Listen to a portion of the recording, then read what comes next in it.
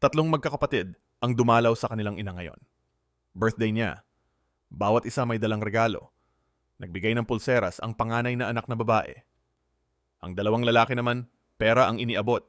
Ngumiti ang kanilang ina at nagpasalamat. Pero halatang may kulang. Panay ang tingin niya sa pinto, para bang may hinihintay. Ma, halika na, kain tayo, sabi ng isa. Ngumiti lang ang ina, pero nananatili pa rin ang tingin niya sa labas. Nagbulungan ang magkakapatid. Sabi ng panganay, siguro hinihintay niya yung bunso. Umirap ang isa. Malay mo, wala na namang regalo yon.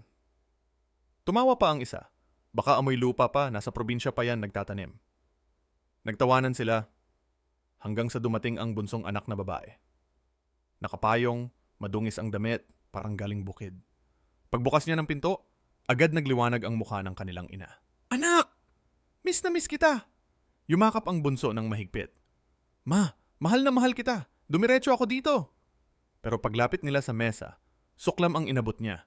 Diyan ka lang, ang baho mo, sabi ng kapatid. Hindi ka na nga nagregalo, istorbo ka pa, dagdag ng panganay. Tumayo ang ina, galit na galit. Wag na wag ninyong babastusin ang bunso ko. Hindi ko kailangan ng regalo mula sa inyo. Ang gusto ko lang ngayon, makita siya. Tumayo ang bunso sa tabi ng ina. Ma, salamat. Kahit kailan hindi mo ako iniwan. Pero tuloy pa rin ang panlalait ng magkakapatid. Hanggang pumasok ang isang assistant na nakabarong. Ma'am, eto na po ang certificate ng 500 metro kwadrado na condominium unit na binili ninyo para sa nanay ninyo. Napatigil ang magkakapatid. Nanlaki ang mata. Kinuha pa ng bunso ang dala niyang bag. Puno ng pera. Ma, regalo ko po sa'yo to. Isang bag ng pera at condo unit. Dahil ikaw lang ang nagmahal sa akin ng totoo. Biglang nag-iba ang tono ng magkakapatid. Bunso, mayaman ka na pala, sabi ng panganay na nanginginig. Pasensya ka na sa mga sinabi namin. Pwede ba kaming tumira sa condo?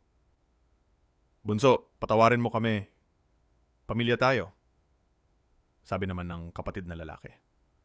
Pero malamig ang sagot ng bunso. Matapos niyong insultuhin ako, ngayon lang kayo hihingi ng tawad dahil mayaman ako? Hindi. Huminga siya ng malalim. Ang kondo na to ay para lang sa nag-iisang taong kasama ko kahit wala akong pera, ang mama ko.